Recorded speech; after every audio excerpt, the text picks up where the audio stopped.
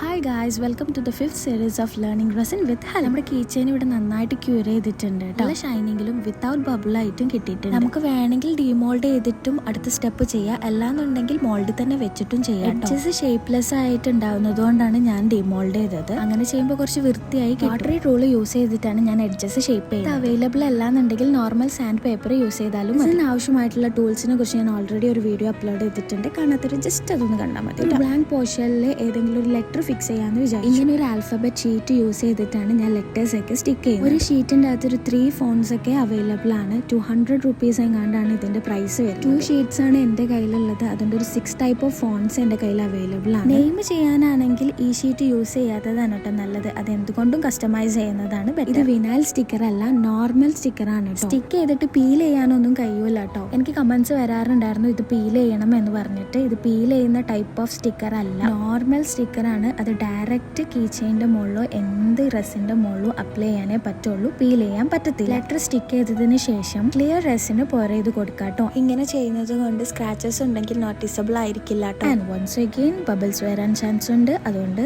എന്തായാലും heat. Finally നമ്മൾ key chain ഇവിടെ സെറ്റ് ആയിരിക്കാണ്. Wait for the 6th series for fixing.